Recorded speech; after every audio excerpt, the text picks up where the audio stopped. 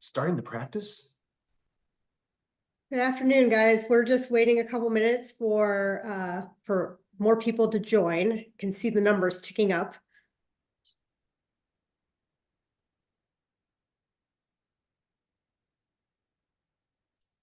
Yeah, just give us a couple minutes and we'll start. We're going to let everyone get in.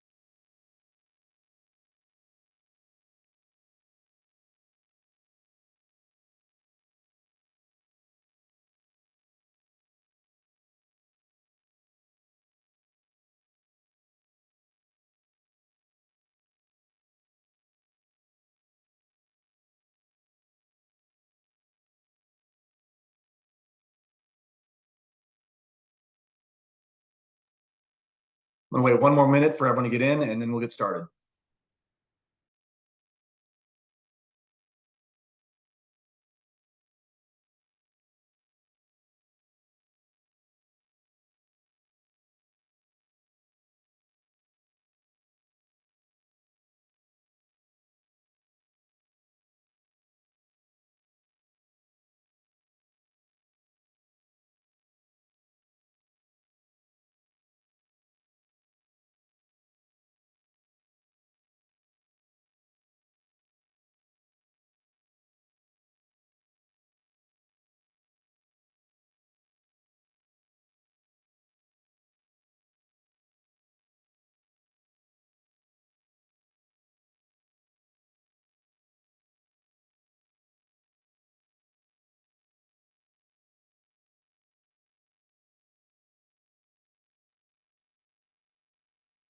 Okay.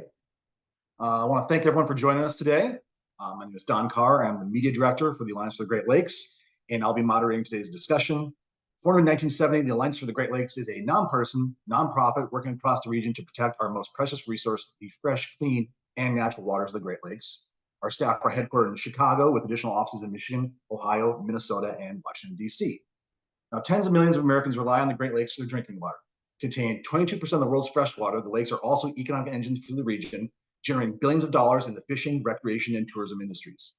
The Great Lakes region also contains critical manufacturing centers, 6 of the nation's top corn-producing states, and thriving urban treasures like Chicago and Milwaukee.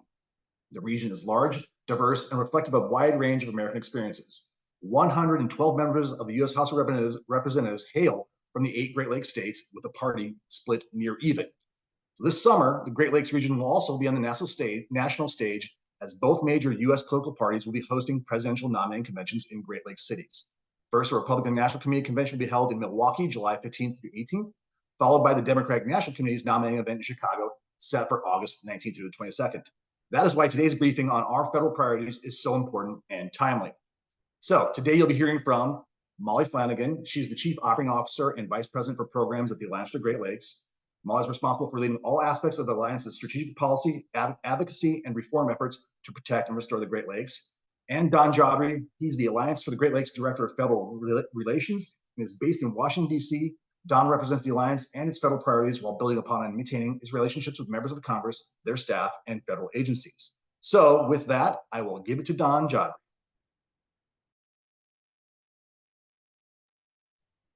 Thanks, Don. I appreciate the introduction. It's great to be with all of you today and to talk about the Alliance's federal priorities for this year. As Don mentioned, the Great Lakes is a vast region covering 8 states. And as we think about the federal priorities in terms of the things that we're going to be advocating before Congress and with the executive branch, we focus on the programs that are the most beneficial for the single most important shared resource, which is our water. And we focus on funding and authorizations with the Congress, and with the executive branch, we focus on policies and procedures to really protect the shared resources of the Great Lakes. I'm going to recap our federal priorities for 2024 in just a minute, but we're coming off a very active period the last 3 weeks where we've actually had a lot of meetings with Congress, with congressional staff, with members on a diverse array of issues. And I just thought I would sort of mention a couple of key takeaways that I took from those meetings these last several weeks. First of all, there is strong bipartisan support in the Great Lakes delegation for programs that benefit the Great Lakes. And it's, I think, the one program that I'm going to highlight in a minute that is really top of mind for a lot of members is the Great Lakes Restoration Initiative, which was authorized about a decade ago and has funded numerous on-the-ground restoration projects throughout the region. It's also the program that got $1 billion of additional funding in the infrastructure bill. And members, Republicans and Democrats, really support this program. So it was nice to sort of get that feedback from them. The other thing is, the other takeaway is that a lot of Great Lakes members are on important committees. They're on committees that provide funding.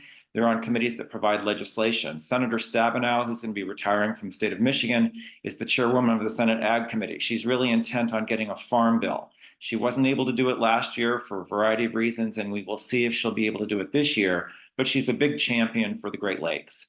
And there are others that I could mention as well, but the Great Lakes is well positioned both in the funding committees and the committees that provide legislation. The third takeaway is that they're navigating challenging times. This is a divided Congress. We read about this every day in the media. It's been difficult for Congress to do its job this past year with respect to major divisions over funding and over the most basic of needs. It was only last week that Congress sort of settled on the funding for this year, for this fiscal year, which started last October. And so we kind of anticipate that as the year moves along and it's an election year, it's going to be difficult to get things done in a timely way. So all the members sort of talk about this, they all recognize it, but that's the situation that they're dealing with. Despite that situation, we do have 5 major priorities that we are advocating for this year, and I'm going to invite Molly to hop in anytime she wants to comment on anything that I'm talking about, but I'm just going to do a quick summary, and then we want to open it up to your questions. The first thing, as I mentioned already, the Great Lakes Restoration Initiative, the 2 big asks for this year is that we want Congress to reauthorize this program. It was authorized about a decade ago. It's been reauthorized once, and it's time to have it reauthorized again. So we have legislation introduced in both the House and the Senate to reauthorize the program for $500 million a year for another 5 years. We're starting a little bit early. The program's authorization doesn't really end until the end of fiscal year 2026, which is actually a year away. But it was important, we felt, to sort of capitalize on the strong bipartisan support in the House and the Senate. And so that authorization is pending. We also want to see additional resources for this program so that it's fully funded at the authorized level. And when I talk about that, what I mean is I want Congress to appropriate money for this program at the level that Congress says that they are able to receive. That's what you talk about when you talk about an authorized program level.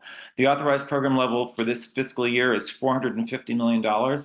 The program's funded at $368 million, which is a little bit short of the authorization, but we're pushing for that. And the reason that this is so important is that this is a beneficial program that's funds on-the-ground restoration projects throughout the 8 Great Lakes states, and it has a strong economic driver, and it's incredibly important to communities. So we want to really see that go through.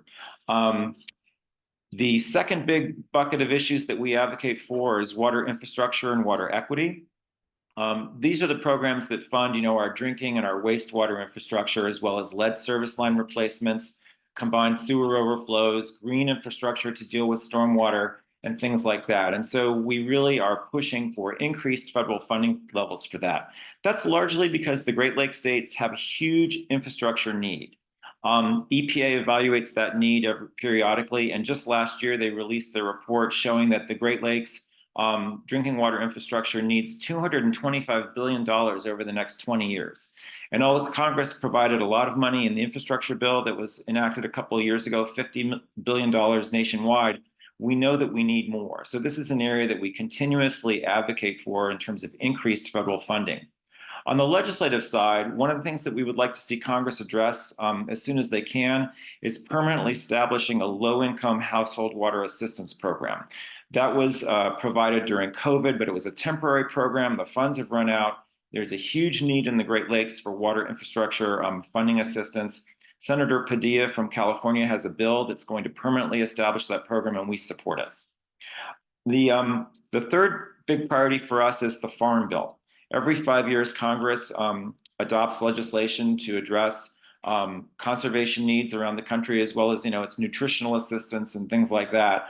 We want to see a Farm Bill passed. They weren't able to pass a Farm Bill last year, largely because of political differences over funding for conservation programs. But we support the passage of the Farm Bill, and we're really looking at provisions that really address harmful agricultural runoff that causes harmful algal blooms. And specifically, we've got some legislation we've worked with Representatives Gallagher and Capter on that really addresses specific nutrients that are fueling harmful algal blooms in small watersheds. And so we would like to see that incorporated if there is a Farm Bill this year. Our fourth area of priority is plastics pollution reduction.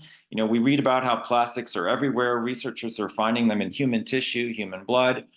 We know that they are harmful and they're not helpful in terms of it's a growing waste problem. So we support efforts to reduce plastics pollution. There's several bills that are pending. There's one that benefits the Great Lakes that Senator Durbin has introduced on the Senate side, and it's also recently been introduced on the House side. It's called the Plastic Pellet-Free Waters Act.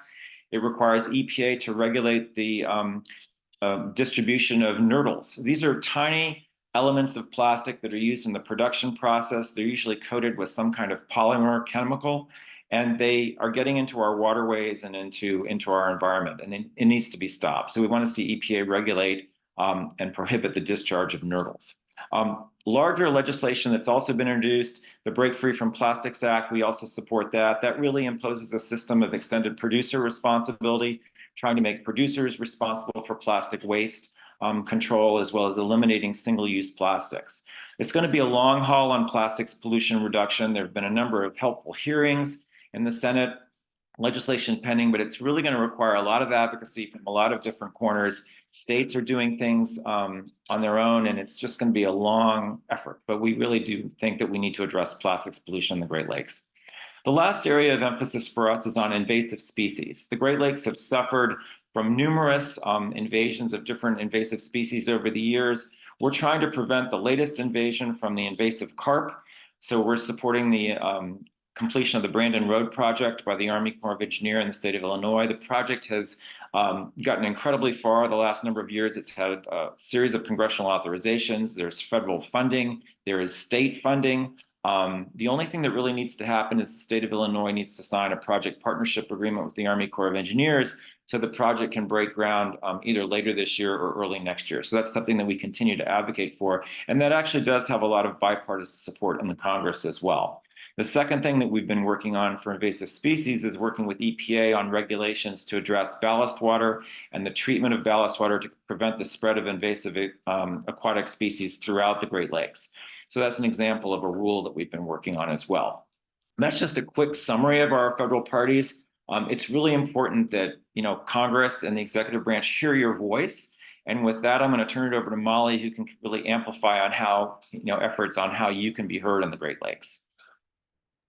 Real quick before Molly speaks, I want to remind everyone to throw your questions in the Q&A portion. We really want this to be a discussion at the end of the webinar, so we can all have a discussion around these issues. So just please feel free to do it while we're talking. Molly, please. Thanks. And apologies if I squeak at all. I'm at the tail end of a cold. Thanks everybody for being here. You are like our secret weapon. The most important part of our federal policy priorities is actually you. And that's because you're a constituent to your members of Congress and to the administrative agencies that are working to implement these programs. And that gives you a lot of power, and that helps give us power. It makes a difference when you write, call, or meet with your elected officials and their staff. The more people who are bringing these critical Great Lakes issues to them, the more likely they are to pay attention to them, and the more likely they are to pay attention to us when we're talking and meeting with them. I've actually seen this work. I've heard from congressional offices when they hear a lot about our issues from their constituents. So I know sometimes people feel like, why would I write or why would I call? It doesn't make a difference. It does. It actually does make a difference. And so we appreciate all of the times you're able to do that. In this election year, it's even more important for your elected officials to hear from you that you want them to include Great Lakes priorities in their platforms. If you want to find out who your local, state, and federal elected officials are and how to contact them, you can go to usa.gov. We're going to send that link to all of you in our follow-up email to the page that would take you directly to where you can find that information. So I have one request for you coming out of this webinar. Afterwards, when you have a few minutes, please reach out to your members of Congress and tell them that the Great Lakes are important to you and that you expect them to be a champion of the Great Lakes. You can pick an issue that you care most about from our federal priorities and include them in that outreach. Or you can include them all. Or you can talk about another issue that's critical to you related to the Great Lakes. You can go to greatlakes.org and scroll down to In the News to find our federal priorities. You can also sign on to our action alert to members of Congress at the top of that page, and that makes sure that your voice is heard supporting our priorities. We'll also include that information in our follow-up email, so don't feel like you have to write it down. With that, I hope you feel motivated to take a next step to support the Great Lakes and our priorities. And now I'm going to turn it over to Don Carr, who's going to open things up for questions, and we look forward to answering them. Thank you, Molly, and thank you, Don. Appreciate both your guys' efforts today and all the information. Like Molly said, we're waiting for questions to come in the Q&A, and we already have one ready to go. Let's see, it's from Myron, who says, as a community organizer engaging with residents, how can I best support the Great Lakes Restoration Initiative? Molly? Yeah, so there's a couple of things. One I just mentioned is if you and the folks that you work with are contacting your legislators and asking them to support the Great Lakes Restoration Initiative and the legislation that's currently before Congress to reauthorize that. The second thing is that the U.S. Environmental Protection Agency is going to be releasing its next Great Lakes Restoration Initiative plan. And what that is the plan that EPA uses to determine the priorities that they fund with that Great Lakes restoration money. And so there's going to be a public comment period about that. And we'll make sure to let all of you and all of our supporters know when that happens. But we need EPA to hear from you what your priorities are, what the priorities are in your community, so that we make sure those are also priorities for the Environmental Protection Agency. And we can get those in that plan and get them funded. Awesome. Thanks, Molly. I appreciate that. Let me see here. Okay. So Ed would like to know, is there any legislation or existing appropriations applied to meeting Lake Erie phosphorus 2025 reduction goals? Don, do you want to take that on? I don't think there's any existing federal legislation pending right now for that specific need. In terms of existing appropriations, I believe the state does have existing conservation funds that they can allocate to address nutrient runoff from farms. That's sort of a discretionary voluntary program that farmers enter into. But I'm not familiar with any specific programs that target that. That's largely a state responsibility under the Clean Water Act.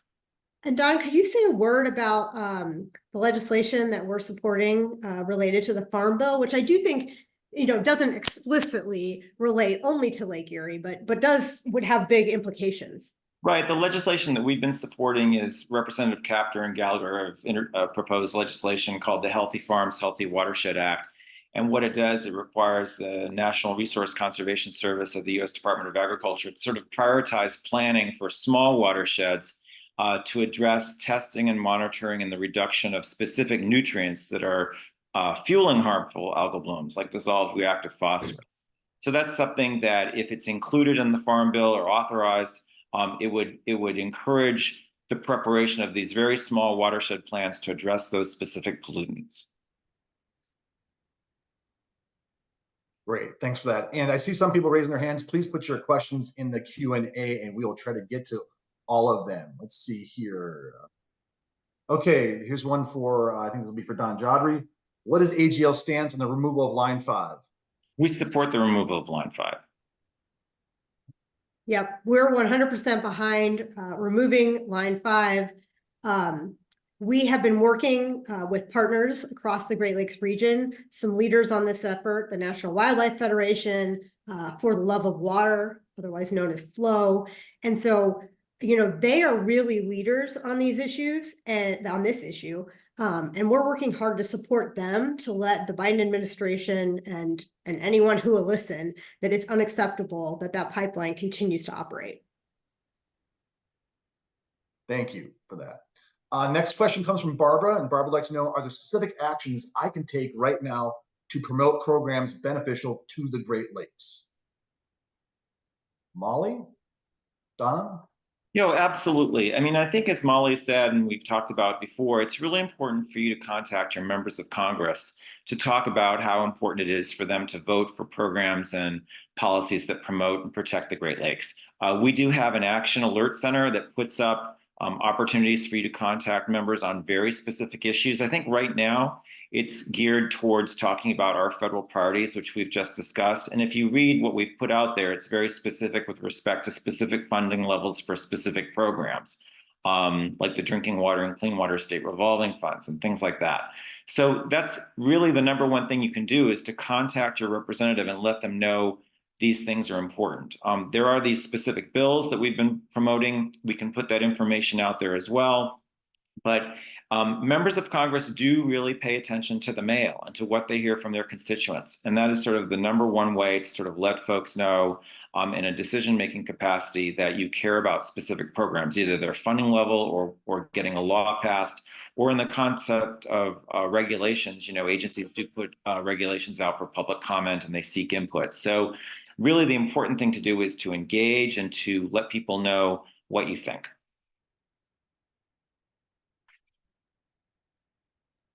Thank you, Don. Give me a second here.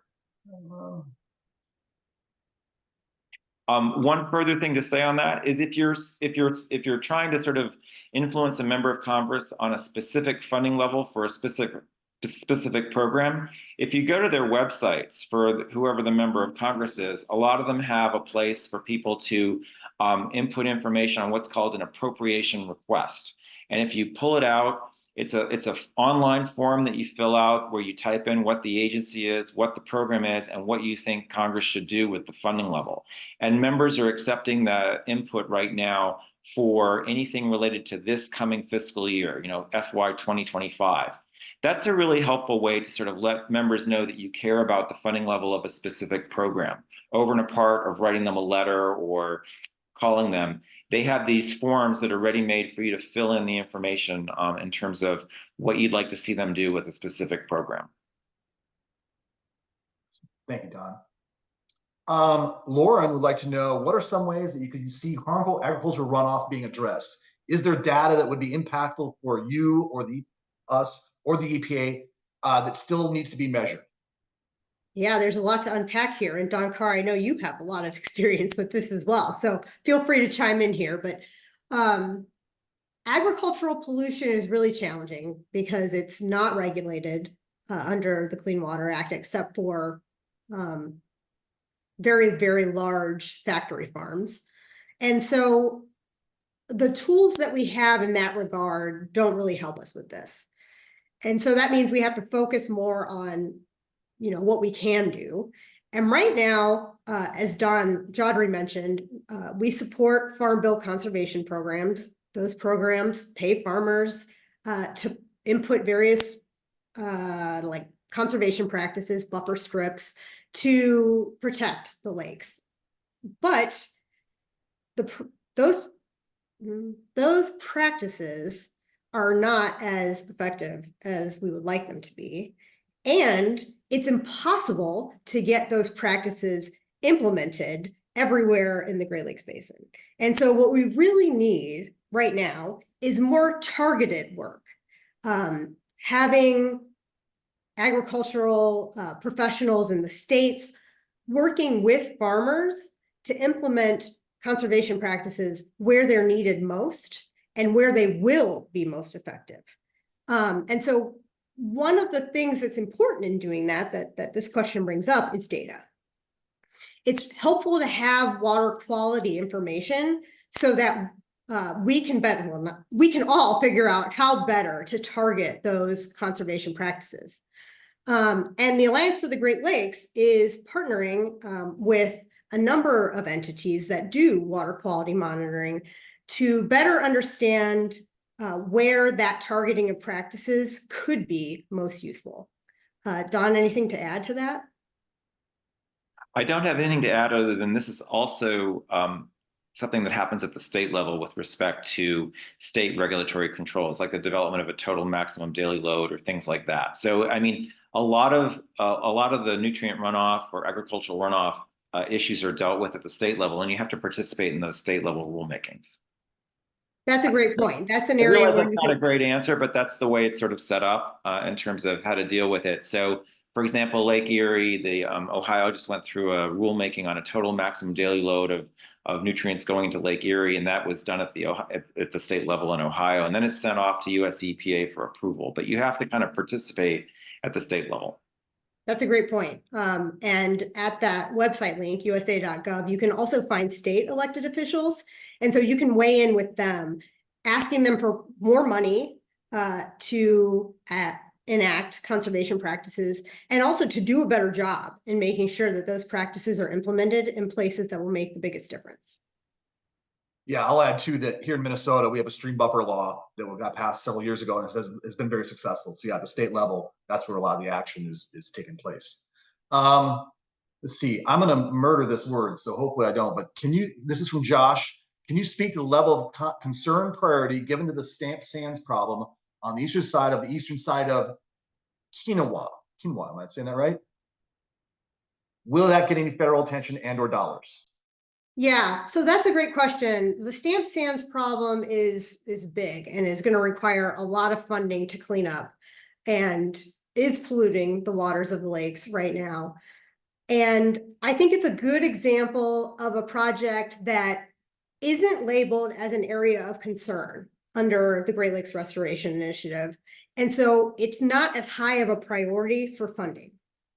That doesn't mean it can't get funding.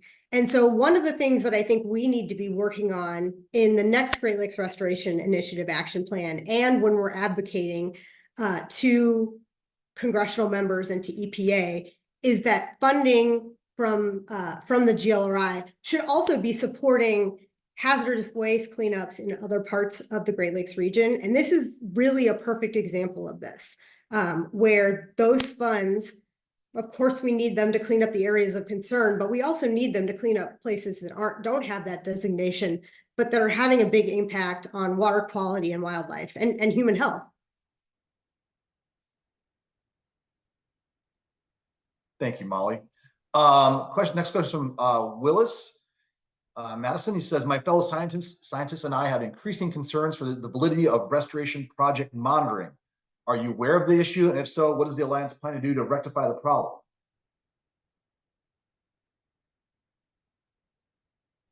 So monitoring is actually one of my favorite things to talk about. I don't do water quality monitoring. I don't have any expertise in water quality data, but I have thought my whole career that having that information, having data to both demonstrate what the problem is and what the solutions are, is really critical. And so thank you for bringing this up. Would love to hear more details about how we can address these problems, particularly with federal and state agencies.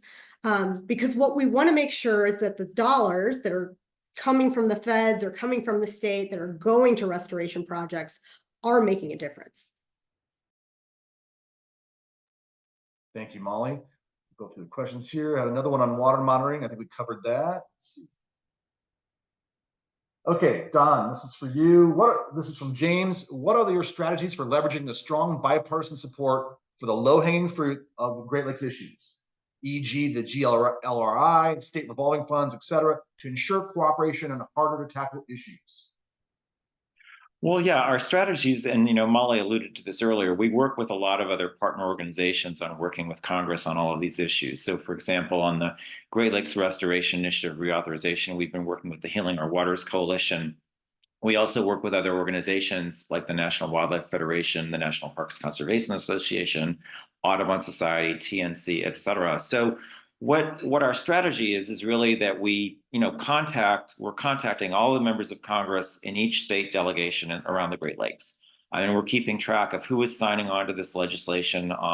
And then for those that are not signed on to sponsor it, we're contacting their offices individually and asking them to support it. We're also doing a briefing. A congressional briefing in April where we're bringing in folks to talk about the specific GLRI projects that are being implemented around the region, and we're doing it for all congressional staff and offices. So our strategy really is to kind of keep track of who's on board and who isn't, and try to get the ones that are not on board on. The nice thing about the bipartisan support for this bill is that it means that in the House, with a couple of with Republicans who've co-sponsored the bill, we're helping to use their offices to get more Republicans on board, both within the Great Lakes states, but also outside the region. And that's also true in the Senate, working with Senator Vance and his team. The next big hurdle for us is getting the bill through the committees it's been referred to of jurisdiction. And so in the Senate, that's the Senate Environment and Public Works Committee. And in the House, it's the Transportation and Infrastructure Committee. And what has to happen at the committee level is the committees have to schedule what's called a markup, where they actually talk about the bill, they might make minor changes, and they report it out of the committee to the floor of the House or Senate. So the next big challenge for this bill is to get it through a committee markup. And that's where we're working with the members in the Great Lakes delegation who are on those committees to see if we can get the bill onto a committee markup sometime this spring, this summer. Both of those committees are very active on other legislation, and this is a relatively small bill, but we're looking for opportunities to get it before the committees. So that's kind of our strategy at the moment, is trying to get more co-sponsors and then get the bill through the committees. And I want to address this idea of leveraging, because I think it's a really important one. The Great Lakes Restoration Initiative it's kind of like mom and apple pie. There aren't people who oppose it really in Congress. There might be folks who aren't paying attention to it, or it's not their top priority for some reason in their Great Lakes district. But it's easy to be for the Great Lakes Restoration Initiative. It's harder for many of those same members of Congress to be for, increasing dollars for water infrastructure, even though that sounds weird. Like, why would that be harder for some folks? But spending more money on programs can be a hard pill for some legislators to swallow. And I think part of our job at the Alliance for the Great Lakes, and part of the job of our partners, is to help define what it means to be a Great Lakes champion in Congress. And you don't get to be a champion just because you support the GLRI. It's great. We're going to support you supporting that because it's important. But we want to push members of Congress to do more, to pay more attention to our other priorities. And so, love that question. And that is definitely something we're paying attention to. Thank you, Don and Molly. Next question, I'm seeing a lot of questions come in around the same kind of constellation of issues. Either it's agriculture runoff or harmful algal blooms. We're covering a lot of this ground already, but has the Alliance done anything on the harmful algal bloom bill, HR 6235? I have seen mention of it, but wasn't sure if it had a lot of support. Don? Truthfully, we haven't focused on that one, so I've written it down, and that's going to be a follow-up for this. Got it. Let's see here.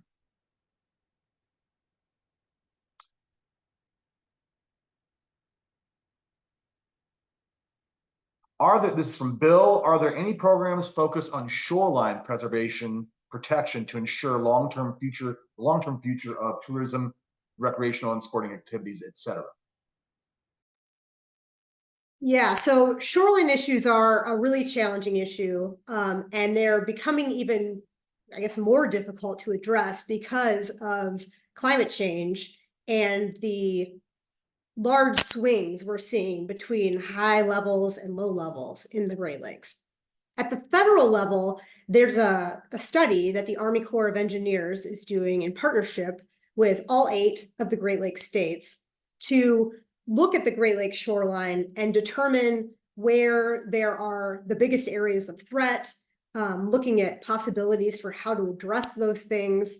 In many cases, though, decisions about the shoreline are actually made at like a very local level. Like it comes down to like local zoning. And so if you're in a community that is a lakeshore community, talking to elected officials about, you know, what they're doing to protect the shoreline, and don't let them tell you that they're building concrete walls and barriers. Those are needed in some places, absolutely. But that's not the solution that we want to see all across the lakes. We'd like to see more natural infrastructure in a lot of places.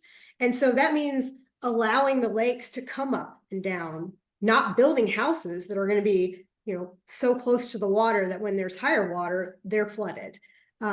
So while we need a mix of some of that concrete and gray infrastructure, we also want to make sure we have natural shorelines everywhere that we can. And so that's something that we're going to make sure is being paid attention to while the Great Lakes Coastal Resiliency Study is being done. When we get the results of that study, we'll be working with the states to push them towards that. But we also need a lot of specific work in local governments on that. Thank you, Molly. Don, you have anything to add? I don't have anything to add to that. We have been supporting funding for the Great Lakes Coastal Resiliency Study, which is getting underway with a number of public meetings this year.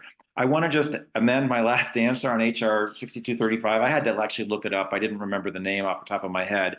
That's the Harmful Algal Bloom Research and Control Amendments Act. And so we do support that. That's something that a bunch of Great Lake members are behind. And so we support that as well to address some of the effects of harmful algal blooms and hypoxia. So. Thank you, Don. I remember the bill number. The next question is a little more different direction. The local water department recently did work in our area. This is from an anonymous attendee. And distributed flyers that all households should run water from every tap in the house for a half hour to remove impurities that may have gotten in the lines. This seems terribly wasteful. Do you have any comments or suggestions?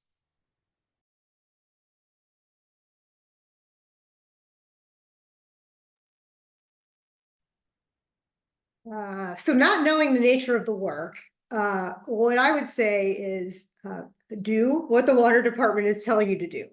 It may feel wasteful to run water for that long, but there are probably good reasons that your water department is asking you to do that in order to like flush the lines so that you're not drinking water that may have gotten, I don't know, you know, if they were doing things with the pipes, things could have like fallen off the pipes or somehow gotten into the water.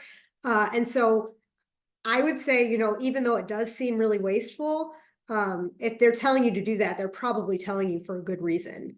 And if you want to know more, I would encourage you to call them and say, hey, listen, I got this flyer. I understand this is important, but why? Can you tell me why I need to do this? And that way you and your neighbors will have a better understanding of what's actually happening and why you need to take this action. And you'll know if you need to follow up on anything. Great answer. Thank you, Molly. This is right in our wheelhouse here. Well, it is nearly or fully impossible to eliminate single-use plastics. Is there a way to discourage use of such products or encourage use of alternative products?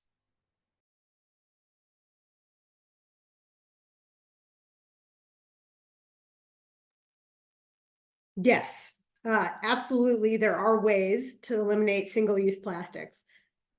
The issue with that approach is that then you're tackling the problem one by one, and that is worthwhile. We've done that in a number of places where we've worked to try to get things like plastic bags out of circulation or plastic straws out of circulation. But at the end of the day, what we really need is a much more comprehensive approach, and Don mentioned this in his remarks, and that is to make sure that the industries that are producing that plastic are responsible for doing something with it at the end. So if they're making plastic straws, and let's say I'm using the straw and then throwing it away, someone should be responsible for making sure that doesn't just end up in a landfill. Same thing, you know, for like a beer bottle or a can of soda. And so we're really supportive of policies that are looking to address that problem in a systemic way. That doesn't mean we're not supportive of policies that address just one big source of plastics. Don mentioned the nurdles that go into plastic production and that legislation in Congress. That's something we definitely support. There are efforts in Illinois to ban styrofoam in a lot of uses. And so it is absolutely important and possible to get bans on single-use plastics, but it's also critically important not to lose sight of the big picture on that. I think the only thing I want to amend in Molly's great answer is that it's not the individual's responsibility to deal with plastic pollution. I mean, I think industry has tried to make us think that we can recycle our way out of this, and that's just not the case. A very small percentage of plastic pollution is actually recycled. But also, it's really not the individual's responsibility to avoid buying certain things and using single-use plastics. Different states are going to be addressing this in different ways to try to affect systemic change to how we use plastic and how it's taken care of through its life cycle. And so that's really the issue here. And that's sort of what extended producer responsibility is all about. But there are a number of things you can do at the state level in terms of encouraging state legislation to address the elimination of single-use plastics. We're doing it at the federal level. We're trying to work with the administration, with the federal government, in terms of having the federal government take an approach to reduce single-use plastics through regulatory measures in terms of what the government buys and utilizes. So it's going to be a number of different approaches because the sources of plastics come from many places. But it's really not your job to do that. It's really, we have to sort of put that onto the producer and also transform our environment in terms of how we're utilizing plastic, in terms of becoming more of a circular economy. So I just wanted to add that to that point. It's going to be a long-term effort. Thanks you both for that answer. The next question, I'm going to kind of put two questions together here. Let's see, Eleanor from Ohio and Ed from Pennsylvania. Eleanor's asking that she says her representatives, her state representatives and her senators, she thinks are pretty good on water quality issues. But she would imagine the challenge lies with support from other representatives and senators from states that are not contiguous with the Great Lakes. And Ed says he lives in Pennsylvania with a very small Great Lakes shoreline in comparison to Michigan and Wisconsin. Will his reps have much influence on the GLRI issues and matters? So I think those two are kind of, they're asking the same kind of question, like who has what kind of priorities in Congress and how do you see we getting their support for our issues? Well, I'll tackle that first. I mean, Senator Fetterman from Pennsylvania is on the Environment and Public Works Committee. That committee has to discharge the reauthorization for the Great Lakes Restoration Initiative Act. And so his vote is going to be really critical. I don't think he's on board with the legislation yet, but I mean, he needs to hear from his constituents in the state of Pennsylvania that this is important for Pennsylvanians. And it doesn't matter that the coastline is, say, smaller than Michigan's. It's still an important program for that portion of his state.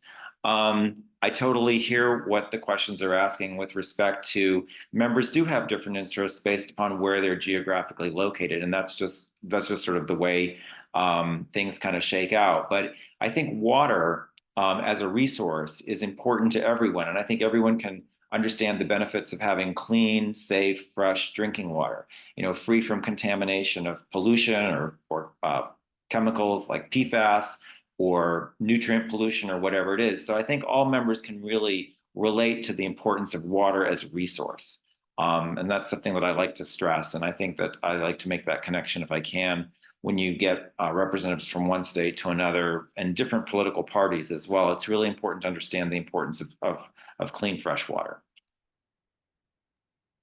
Thank you, John. Next question comes from Eleanor again. Eleanor asks, does the Alliance for Great Lakes participate in working at the state level? I know the answer is yes, but I'll let Molly expound on it. Yes, absolutely we do. We work closely with state organizations across the Great Lakes region who are leaders in their state on environmental policies. And we partner with them on a number of Great Lakes water issues. So the issues of agricultural runoff and harmful algal blooms have come up. We work with organizations in Ohio and in Michigan on that issue. The issue of invasive carp that Don brought up. we're working across the region to try to keep that project on track. And so we are working regularly with organizations across the region to push a number of these priorities at the state level. We're more engaged in legislation in some states than others. We have staff who are actively working regularly on these issues in Illinois, in Michigan, in Ohio. We don't have staff in Wisconsin, but we're doing state level work regularly in partnership with organizations there.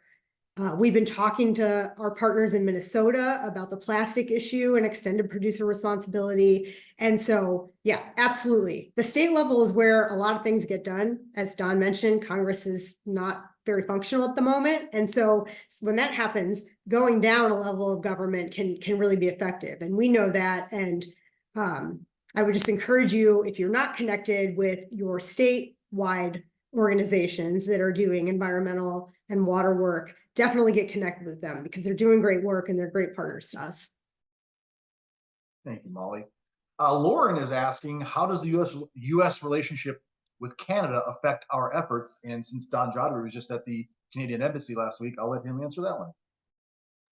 Well, they're an important partner, and we work with them on a number of issues. As you know, the U.S. and Canada have the Boundary Waters Treaty as well as the Great Lakes Water Quality Agreement. So we work with them really well on a lot of issues that affect Great Lakes water quality. We most recently worked with them on EPA's regulations regarding ballast water. You know, Canada has adopted a very stringent approach for that and requiring ballast water treatment on any vessels that call in Canadian ports. And we're actually asking EPA to do the same here in the United States. So we have a really good working relationship with kind of the Canadian staff on a number of issues that affect Great Lakes water quality. Thank you, Don. Let's see here. I know who I'm gonna give this question to. So Josh would like to know about the invasive carp problem. Don mentioned the state of Illinois and the Army Corps needing an agreement before the Brandon Road project can happen. What's the hangup? Molly, I think I'll let you answer that. Oh my gosh. So we've been working on keeping invasive carp out of the Great Lakes for, I don't know, decades now, I think. And the Brandon Road project is a project that would be implemented in Illinois near the city of Joliet that would layer a number of different technologies, barriers that are intended to keep those carp from moving into Lake Michigan and then spreading across the Great Lakes. And there's a lot of things in place. We're in really good shape in a lot of ways. We've got a lot of the design and engineering done. We've got all of the federal funding that we need to complete that engineering work and to complete the first increment of that project. We have all of the state funding that we need to match all of the federal dollars for construction of the project. Usually what we're fighting about in these projects is money, and we have the money. So Illinois has been challenging to work with on this topic. And we understand it's in Illinois. It's a project that puts a lot of responsibility and onus on the state of Illinois.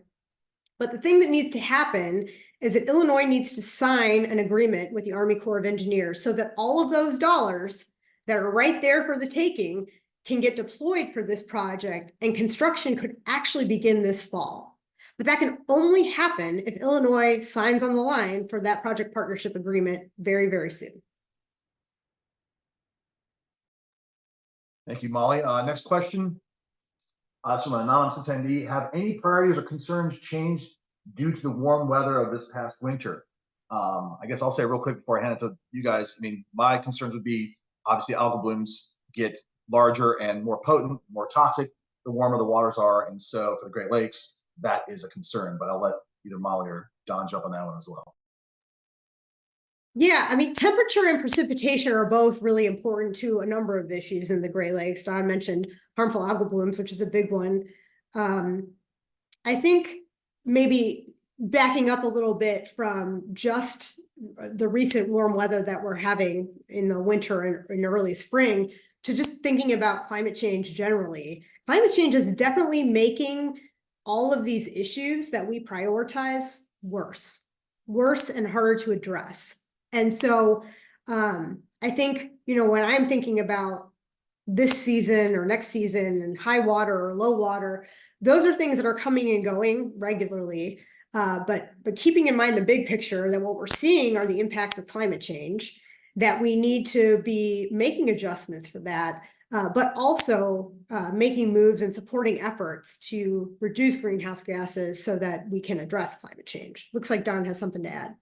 Yeah, the only thing I'm going to add to that is that it didn't really change the priorities that we want the federal government to invest in terms of the Great Lakes. Our priorities are largely the same from one year to the next because these are the programs that benefit the Great Lakes the most. But we have been a strong advocate for the EPA as they implement the Great Lakes Restoration Initiative to incorporate climate change adaptation into their planning, so that as they think about giving out grants to local communities for projects that they address climate change resilience and other needs like that. So yes, I'm agreeing with Molly and just adding a finer point. Thank you very much for that, Don. Nick would like to know, Nick says, we've discussed the importance of supporting funding for conservation measures and best practices through the Farm Bill, et cetera.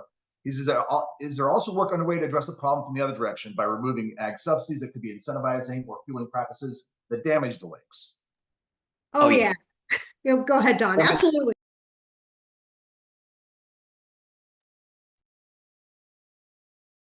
Molly, go ahead. I was deferring to you. We're both getting excited about this. Yeah, absolutely. There's a lot built into our government operations that make our agriculture more polluting of the Great Lakes and waters across the region. You mentioned fueling practices, things like corn ethanol require a lot of agriculture to grow a lot of corn, and corn requires a lot of fertilizer inputs. Those fertilizer inputs oftentimes end up in waterways and then lead to things like harmful algal blooms.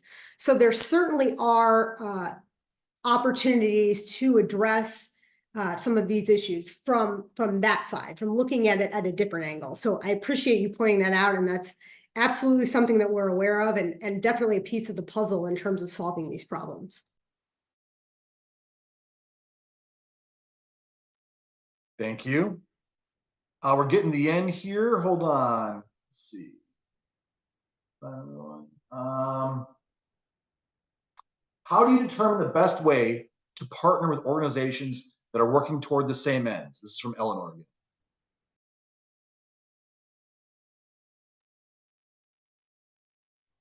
I can repeat it if you want. How do you determine? I'm just thinking about it because we're always working in partnerships with groups. So we have partners at the national level, we have partners at the regional level, state level, local level.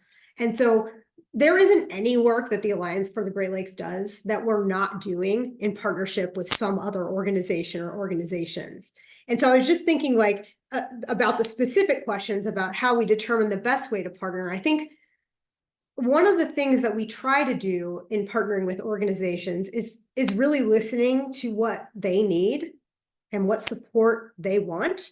So if there's an organization leading something at the local level or state level or federal level, and they're in charge, it's the issue that they've been working on and they want support, the first thing we try to do is listen and figure out where we might be able to fit in and add value, so that we can work together to try to move those issues forward more effectively. Yeah, I was just going to add to that, and Molly did a great summary, is a lot of nonprofit environmental organizations belong to coalitions that are established around specific issues. It might be clean water, it might be whatever the topic is. And different organizations have different expertises and strengths with their staff. Some people may focus a lot on litigation and regulation. So they have a lot of attorneys. And so they really focus on these things. So we tend to partner with a lot of different groups through various coalitions that we belong to. And it becomes kind of understood which organizations have which staff capacity to deal with whatever the issue might be, whether you're commenting on a regulation, whether you're dealing with sort of a lobbying challenge in Congress. And so that's sort of the beauty of the collaboration we have, is it's fluid and it takes advantage of existing staff capacity and resources and knowledge. We tend to bring a lot of knowledge to the Great Lakes to a lot of these issues, and some in-depth knowledge of specific programs and advocacy that we've been working at for a long time. And so, we might be the leader on some things, but in other things we might be in more of a supporting capacity. But a lot of that is I think the beauty of it is that it's done through these coalitions that we build and that we continue for a period of years and operate in. So it kind of takes advantage of, it's very fluid and it takes advantage of specific expertise. Thank you, Don and Molly. Like I said, we're getting near the end of the questions here. The next set are in the CARP issue again. I'm gonna lump a couple together. What's our stance on the, I think it's Choose Kopi campaign, which is that they're trying to get people to eat invasive carp. And someone else asked a question, are the invasive carp already in Lake Michigan? I don't think they are, but you guys are the experts. Yeah, so no, there are not established populations of invasive carp in Lake Michigan. I think there have been like a fish here and a fish there, I think, found, but there aren't enough to actually have a population of invasive carp in the Great Lakes, which is why it's so important that we get the project at Brandon Road built to make sure that that population is never established in the Great Lakes. In terms of the Choose Kopi campaign, I think one positive thing about that is that it does raise awareness of the issue. And so that's important. It's helping people know about invasive carp and maybe know more about the problems that they could cause to the Great Lakes, to communities, to economies.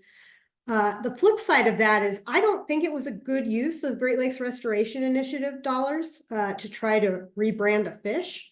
And it's also not the solution. You know, we're not going to fish invasive carp out of the rivers and keep them out of Lake Michigan. What we need to do, and what we need the state of Illinois to do, is to focus on Brandon Road and getting that done. Great. I see that we are running up against our time limit here. So with that, we're going to end it. Molly or Don, you have anything you want to add before I tell everyone thanks? I just want to thank everybody for joining today and really underscore the importance that your voice really matters. And it's important that you stay engaged with your congressional representatives in the House and Senate on these issues. You know, we do put out these action alerts periodically, but we're also a resource, as are other organizations that work on Great Lakes issues. So I just really want to encourage that. I know the members and staff really do appreciate hearing from residents. And I would just say, please keep a lookout in your inboxes for the follow-up email that we're going to send after this webinar, and then feel free to share that with your networks. And just joining Don and thanking you all for spending some time with us today. Thanks, everyone. I want to thank Molly and Don for a fantastic webinar today. A lot of great information. I learned a bunch today. Hope you all did too. Thanks for attending. We really appreciate it. As Molly said, look for that follow-up email in your inbox, and have a great day. And really, thanks for supporting the Great Lakes.